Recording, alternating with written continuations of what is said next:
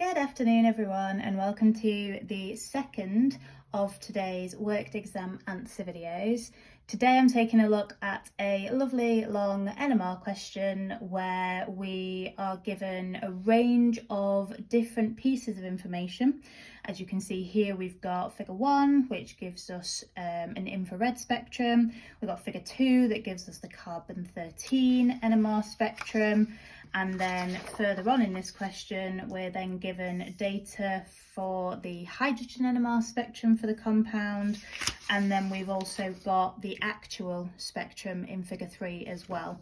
So it's an 11-mark question in total, and it's fairly broken down in terms of we're going to have to talk about different peaks.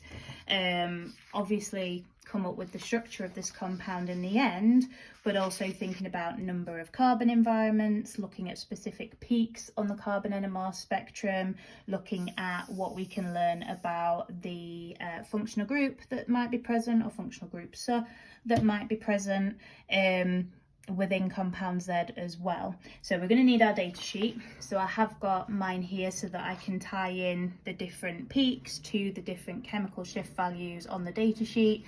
And also for the infrared spectrum, we can use table A to identify what bond we have there. So yeah, this might be a long video, just to warn you in advance. I will try to keep it as concise as possible, but the thing with NMR, when we get lots of pieces of data like this, is there is quite a lot going on. So it might be that it's not quite as concise as I would like it to be. Anyways, let's start by thinking about figure 1. So this question is about compound Z, and that there, the molecular formula, is a very handy piece of information to have. Not just for kind of thinking about individually working through each piece of evidence, but certainly in the final question where we have to deduce the structure of Z, coming back and checking that it actually has that molecular formula is going to be key, because if it doesn't, then you immediately know that you're incorrect and then can obviously work to change it. It doesn't mean if you've got the same molecular formula, you've definitely got it right, but it's a starting point, okay? So then we've got the infrared spectrum of Z. Now with the infrared spectrum, or spectra, plural, there are some more common kind of peaks, even though they point downwards, sort of troughs, that we want to be looking for. So personally, the ones that I would always be looking for is your OH alcohol peak. Do I have a peak between 3,230 and 3,550? My OH acid peak, do I have a peak between 2,500 and 3,000? The C double bond O peak, 1,680 to 1,750. And then occasionally you'll have a C double bond C, 1,620 to 1,680. These two are in the fingerprint region, which is kind of from 0 to 1,500 centimetres to the -1. So I'd never be looking for those. And you'll probably see a CH peak on nigh on every single spectrum, because again here we have got 7 carbons, 12 hydrogens and 3 oxygens. Some of those 12 hydrogens will be bonded to the carbons, so we will have a CH bond here, of that I have no doubt. So those would be the ones that I would probably start by looking for. But also when we're thinking about linking infrared to NMR in particular, looking at the absence of peaks can sometimes be just as helpful as looking for peaks that are actually there, because later on in the question, when we're thinking, okay, what could these oxygens, how could they be bonded, what functional groups might I have, eliminating the presence of certain, or recognising the absence of certain peaks in the infrared. For example, we don't have an OH alcohol peak between 3,230 and 3,550. There's no peak there. So we don't have an alcohol group. So out of those 3 O's, none of them belong to an alcohol. And it can be quite easy in a long question like this one to get to the end and kind of go, oh, okay, yeah, brilliant, I'm going to put the structure together, and kind of forget what we've already said from previous pieces of evidence. So yeah, absence of peaks can certainly be helpful. Now, the bond that we're actually looking for to answer question A is the one that causes the absorption at 1725, which is this one here.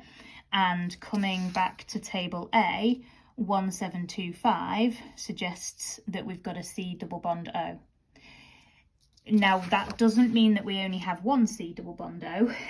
It might be that we have 3 C double bond O's. We don't know. Infrared has its limitations. Yes, it tells us that we have a C double bond O bond. We have at least one, but it doesn't tell us how many we have. And equally, it doesn't tell us the type of functional group to which that C double bond O belongs. We don't know, that could be an aldehyde C double bond O, a ketone C double bond O, an ester C double bond O. With the carboxylic acid one, we'd also need an OH acid peak, which I'll come back to in a second. But we don't know just from the C double bond O if it's a carboxylic acid, could be an acyl chloride, acid anhydride, amide, hopefully you're getting the point. Knowing we have a C double bond O, limited in how helpful that is. In terms of this peak here, that's going to be our CH peak. That's usually quite slim as a peak, whereas the OH alcohol peak is quite broad, and also the OH acid peak is fairly broad as well. And people can get the CH bond and the OH acid bond peaks confused, and I totally understand why. If you have got both of them, you will probably get sort of the OH acid peak, and then you'll get sort of smushed on the end the CH peak, so it'll look like all one, but then you might have a little dip before you get the CH peak, and you'll know what I mean if you've seen one. But that's going to be our CH bond. So here I'm just going to make a little note for myself that we have no OH alcohol or OH acid. Now, there's lots of other things that we don't have as well. We don't have a C double bond C, we don't have a C triple bond N, but we wouldn't anyway because of the molecular formula. We wouldn't have an NH peak, again, because of the molecular formula, but those are 2 of the more common peaks that we might be identifying on infrared that we just don't have here. So part A, identify the bond, C double bond O. And that in itself has already given us some information with regards to compound Z. And as I've said, it's really important to make sure whatever structure you put together at the end, that it definitely covers all of the evidence that you found. So don't say it's not got an OH alcohol peak and then put an OH alcohol peak in. Okay. Then we've got the carbon NMR spectrum of Z. Now, carbon NMR, again, has its limitations. Hydrogen NMR is far more useful because with carbon NMR, all we can gather from this spectrum, and I say all, it is still useful, we can count up how many peaks there are, and the number of peaks will tell us the number of different carbon environments. So that's one thing, but the height of these different peaks doesn't mean anything, whereas with a hydrogen NMR, the area under each of the peaks gives us the integration ratio, which is how many hydrogens are in each environment. We can't get that for carbon. We don't know how many carbons are in each of those environments. We only know how many environments there are. The other thing that we can do, though, is have a look at table C on the data sheet and have a look at the chemical shift values and where these peaks are on the x-axis, and then have a look on table C, and for example the peak on the far left hand side, which is over 200, the only peak that has a chemical shift range that includes over 200 is the bottom one, which is our C double bond O for an aldehyde or a ketone. So even though it hasn't asked us that peak there on the very left hand side is the carbon bonded to the oxygen via the double bond that we would find in an aldehyde or a ketone. So that has helped to narrow the conundrum of what is the C double bond O slightly, because it's not an acid. Well, certainly that peak isn't an acid, but then having a look at this peak here between sort of 170 and 180, that would suggest maybe we have an ester or an acid. Now, we know it's not an acid because, again, we do not have our OH acid peak in our infrared. So I would suggest that therefore means that we have either an aldehyde or a ketone, and somewhere else in the molecule that we have an ester. Anyway, come back to that in a second. So that's all we can get from carbon NMR. The number of peaks equals the number of environments, and then we can look at the chemical shift values and compare them to table C on the data sheet. So how many different carbon environments are there in a molecule of Z? What that is asking us is how many peaks.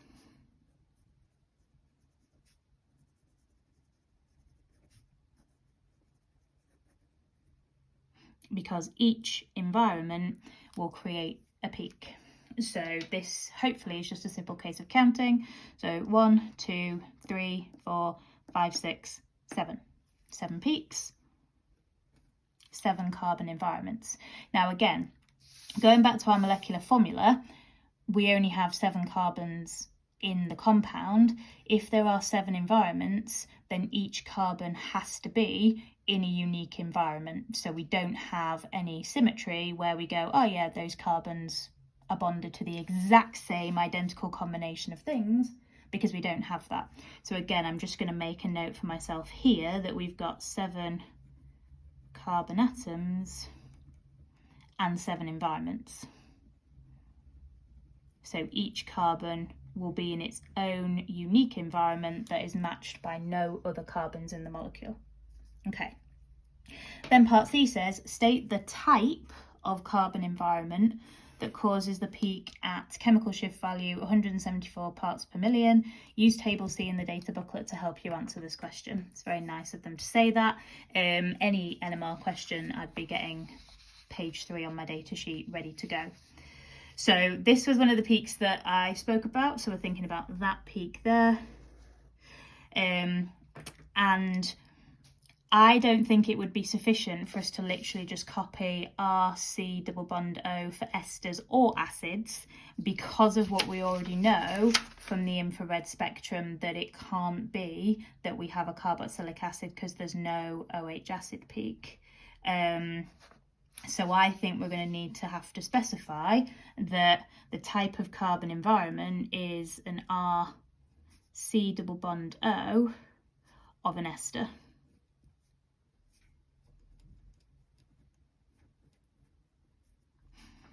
So R, C, double bond O, with then a single bond O next door like that. That oxygen would then be bonded to a carbon, obviously not a hydrogen, that would make it a carboxylic acid. Because we already know that it can't be an acid from the infrared, I think we would have to be that specific. But that peak there specifically is the C double bond O of an ester or an acid. But as we've said, it cannot be an acid because we don't have an OH acid peak in the infrared.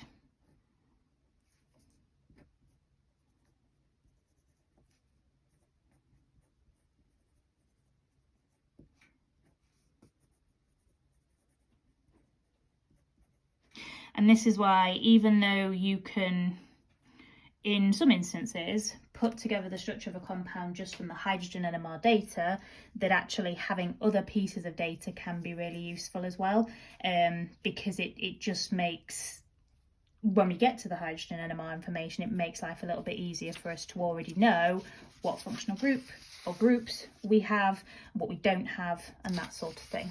Okay. Turning over, we've then got the hydrogen NMR spectrum information for compound Z.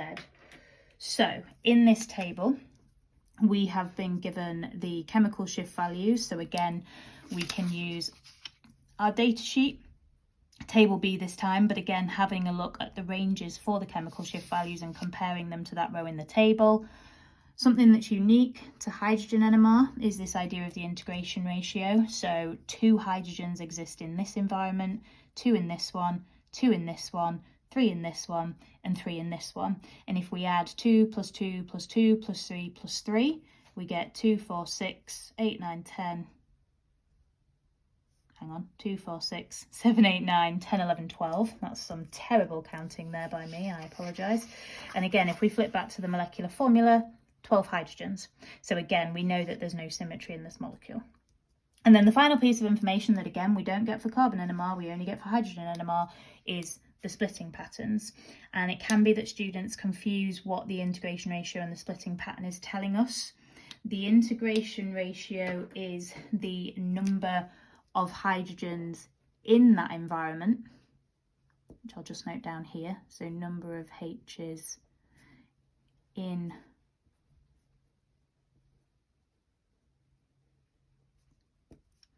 the environment, whereas the splitting pattern is an indicator of how many neighbouring hydrogens there are.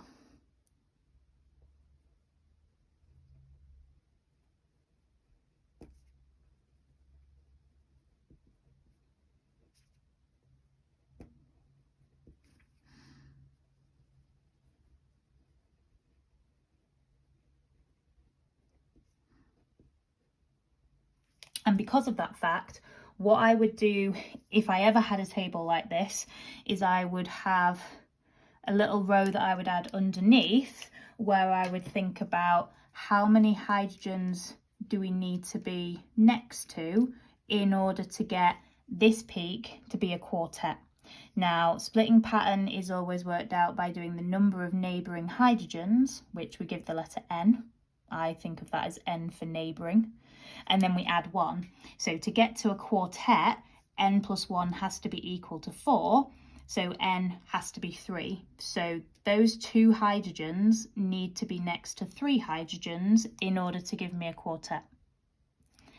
For N plus 1 to be equal to 3, to get a triplet, N would need to be 2. So we need 2 H's next to these 2 to get a triplet, and then we're going to need 2 H's next to these 2 to get a triplet. Singlet peaks, N plus 1 equaling 1, N has to be 0. So for singlet peaks, there will be no neighbouring hydrogens. Again, to get a triplet here, they need to be next to 2 hydrogens. And from that, we can then have a think about if there's any complementary integration ratios and splitting patterns. Now, what do I mean by that? If we know, for example, that we have 2 hydrogens that, to be a triplet, need to be next to 2, do we have another peak that contains 2 hydrogens that also then needs to be next to 2? Yes, we do. So what that tells me is that those 2 peaks will be next to each other. Or rather, let me rephrase that. The peaks caused by those hydrogens have to be on adjacent carbons to get those 2 peaks to be triplets. So those 2 are going to be paired together.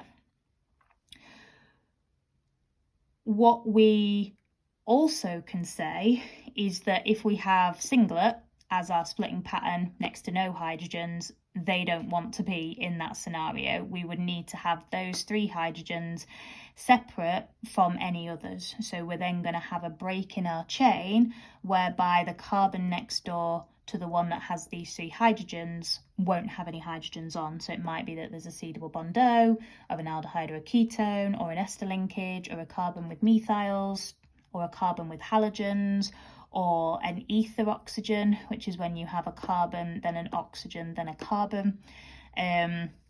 But that's what we know for those. So singlet peaks will never be paired with anything. We've then got these 2 peaks of 4.1 and 1.2. And that's what the next question is actually asking us to have a think about. It says, explain what can be deduced from the splitting patterns and chemical shift values for the peaks at 4.10 parts per million and 1.26 parts per million. And then once we've deduced that, we've got to think about what the part of the structure of X will be that gives us those 2 peaks. So because they've chosen those 2 peaks in this question, that again suggests that the hydrogens creating those peaks will be next to each other. And coming back to our idea of complementary integration ratios and splitting patterns, we've got 2 hydrogens in this environment that need to be next to 3. Then I've got 3 hydrogens in this environment that need to be next to 2. So that would suggest that the peak at 4.1, peak at 1.26 are caused by hydrogens that are next to each other. So that's the first thing. And we can explain that in terms of the splitting patterns in a second. The other thing we have to do is have a look at the values on here. So the chemical shift values, we've got 1.26 and 4.1. So 1.26 is going to be somewhere up here. So we're thinking about potentially an RCH3 group or an R2CH2.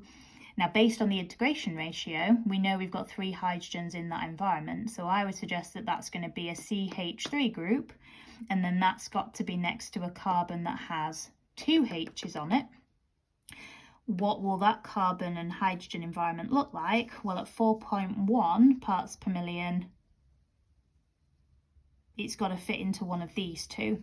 Now, you might be thinking, well, it could be the ROH, and technically it could fit into there, but that's the hydrogen of an alcohol group, which only has 1 hydrogen in the environment, and we have 2, and that hydrogen will always be a singlet, and we have a quartet, so it's not that one. It can't also be this one with the NH2, because we know from the molecular formula we don't have a nitrogen. So it has to therefore be one of these, but again, it's not going to be 3.1 to 4.2 because we do not have any halogens in our molecular formula. So that is going to be the carbon that is the far side of our ester linkage, whereby the carbon is next to the oxygen, which is what causes this chemical shift value to be bigger than if it was just a CH2 group without being next to that O. There's going to be 2 hydrogens on there, and then we're going to have next to that carbon with 2 hydrogens our CH3. So that's the fragment that we can get for structure Z from that information. Okay, so let me try and get that onto the piece of paper. So we've got R, C, double bond O, and then our single bond O, so that's our ester group, and then that carbon there has 2 hydrogens, and those 2 hydrogens give us the peak at 4.1, and then we've got next to that a carbon with 3 hydrogens, and then those 3 hydrogens give us the peak at 1.26. So that is the part of the structure of Z that causes those 2 peaks, and then what I'm going to do is I'm going to draw around these 3 like this and say that these are from chemical shift 1.26 parts per million. It's an RCH3 group, and it's a triplet, therefore needs to be adjacent to 2 neighbouring H's. And then I'm going to do the same thing for the other 2 hydrogens. So these 2 here, the chemical shift value is 4.10 parts per million, which is the RCOOC.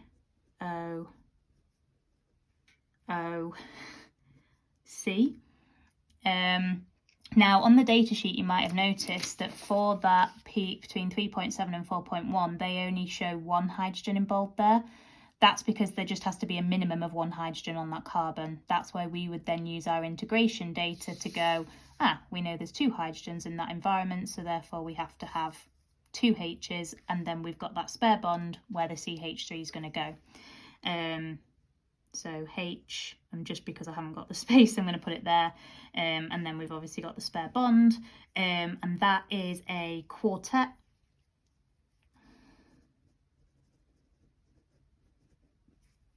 Therefore,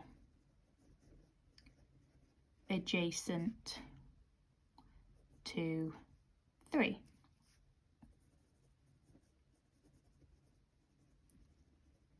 Neighbouring H's.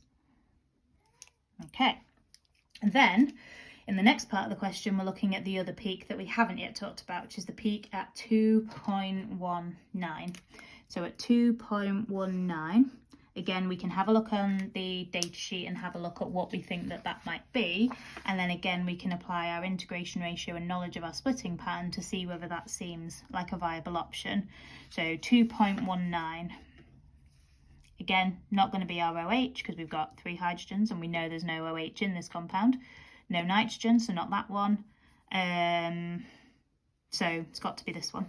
So we've got hydrogens on a carbon next to a C double bond O. Okay, so we know there's 3 hydrogens, so it's going to be H, H, H, and then we're going to have the C double bond O, and that will make it a singlet because my neighbouring carbon has no hydrogens. Perfect. So that's what we've got for 2.9. So it says deduce the part of the structure of Z.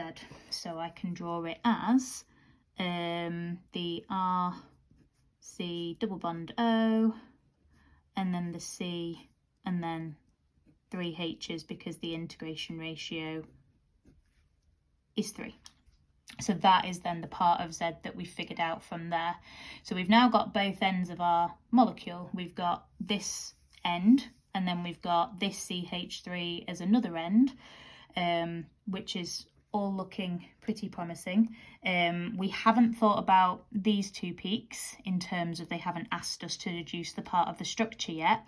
But again, the more NMR you do, the more you'll recognise that an integration ratio of 2 that's a triplet, when you then have another 2 hydrogens in a separate environment next to a triplet, that's going to be a CH2 next to a CH2. And then it's just thinking about whereabouts they would go between our ends. So it's all coming together very nicely. Okay, on to the final bit, and I'll obviously come back to what we've got before. It says figure 3 shows the hydrogen NMR spectrum of compound Z. So I'll bring the table back actually, so we can compare. Oh look, there's our peak at 4.1. It's a quartet, and that's what all quartets would look like in terms of we've got the 2 outer of the 4 that are smaller, and the 2 in the middle will be the same height.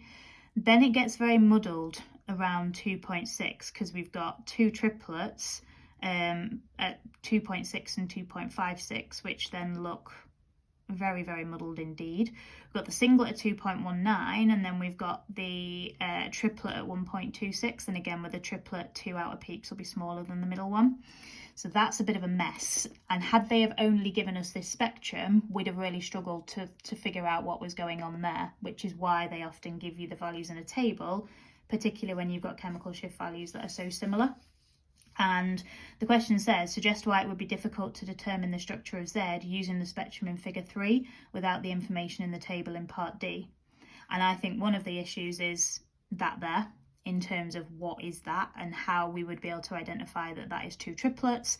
But also, if we didn't have this table, we wouldn't know how many hydrogens were in each of these environments, and the integration ratios are so helpful when using hydrogen NMR data, and we can't get the integration ratios from the spectrum because we'd have to work out the area underneath all of these peaks, which involves A-level maths and a scale, and that's not something we're ever going to have to do. So I personally would say we don't have the integration ratios on figure 3, and that's a helpful thing that we get in the table. But you could also say, because you've got 2 peaks, 2.56 and 2.60, that are both triplets that end up a bit of a mess on figure 3. That would also work as an answer there. So difficult to determine the structure of Z using the spectrum in figure 3 without the information in the table. So I'm going to say figure 3 does not provide the integration ratios. And they are so important when we're looking at the chemical shift values on the data sheet to know, actually, this is how many hydrogens I need to have here. Okay. Now comes the fun bit of deducing the structure of Z. Now, this is only worth 1 mark. So if you do all of that, but you then cannot see, for whatever reason, how to put all of these different pieces of information together, please don't panic, because this is not the main part of the question, if you will. You're only going to get 1 mark for this. It's not a case of, be it a broken down question like this, or one of the questions that you might have seen where it's like, here's all the evidence, 9 marks, what's the structure? You don't get 9 marks for the structure. You get 8 of the marks for showing how you know what the individual puzzle pieces are, and then you get 1 mark for putting them together. So NMR is quite time consuming. Now, I know that I've been explaining this as we go along, but this video is already nearly 30 minutes long for an 11-mark question.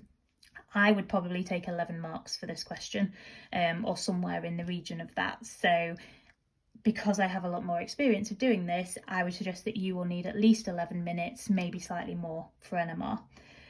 But still, if you are struggling to put the structure together, move on, because you've already hopefully achieved 10 of the 11 marks so far. Okay, so we're going to need to come back to our first sheet of answers. So we know we've got 7 carbon atoms. We know we've got 7 different environments. We know we've got an ester. We also know from that peak there that we have an aldehyde or a ketone. We also know we've got 3 oxygens from our molecular formula. So if 2 of them are in our ester, 1 of the oxygens will be in our C double bond O. So that's nice and helpful. Then obviously we've got these fragments that we've already drawn, and then we've got these 2 triplet peaks as well. So we haven't had to explain every single piece of data on here, but we are going to have to use every single piece of data on here in order to put the structure of compound Z together. So one end we know is this C, H, H, H, C double bond O. We know that, we've already drawn that, that's the peak at 2.19. We then know that we've got this as our other end on the right hand side of our ester linkage. The question is this carbon joined to this carbon? Well, no. How do I know that? Because we've only got 1, 2, 3, 4, 5 carbons there, and we know we've got 7. Also, we haven't included the hydrogens from these environments if we do that. Now, the chemical shifts at 2.6 and 2.56 would suggest that we've got carbons with hydrogens next to a C double bond O for both of those environments. So if we've got a carbon with 2 hydrogens next to 1 C double bond O, that could be the C double bond O of our ketone, as it's going to be. Then the other CH2, which will be next door to it, because these hydrogens are having to be adjacent to give us these splitting patterns, we've then got the other CH2 next to the C double bond O of the ester group. So that makes sense. So let's put those on next. So C, H, H, and those H's would give us a peak between 2.1 and 2.6, which they do. It's, well, could be either or, 2.56 or 2.6. Then we've got the CH2 next to that. Then we're going to have the ester group that we drew in part D. So we're going to join the CH2s I've just drawn here. That's what the R will be. And then I'm going to draw my C double bond O, my C single bond O, then my CH2, CH3. So C double bond O, C single bond O, C H 2, C H 3. Okay, let's just now check, and I would always recommend doing this, that we've met all of the criteria. And one of the things I'd also really highly recommend is that with NMR, if you're not sure what it looks like and you can't visualize it all in your head at the point where you get to question G in this case, I could picture what all of that was going to look like based on the evidence we'd worked through. But if you can't, start drawing something, and then you can check to see whether what you've drawn works against the data. And if it doesn't, it will probably guide you into what you need to change. So don't try and visualize it all in your head, get something on the paper, and then you can tweak it. But once we get to this point, going back through all the data that we've got, molecular formula C7H12O3, 1, 2, 3, 4, 5, 6, 7 carbons, yep. 1, 2, 3, 4, 5, 6, 7, 8, 9, 10, 11, 12 hydrogens, yep. 3 oxygens, yes. So we've got the right molecular formula. We've got a C double bond O. We've actually got 2 of them, but we've certainly got the C double bond O component. There's no OH alcohol. We haven't got an alcohol. There's no OH acid. We don't have a carboxylic acid. That's all good. Do we have 7 different carbon environments? Yes, we are going to, because there's no symmetry here. So we might be thinking that these carbons here are in the same environment because they're then next to the C double bond O's, they've got 2 hydrogens on them, but then this C double bond O has a CH3, whereas this C double bond O has the O of the ester linkage, and then these carbons as well. So if there's no plane of symmetry, each carbon will be in its own environment. So that I'm comfortable with.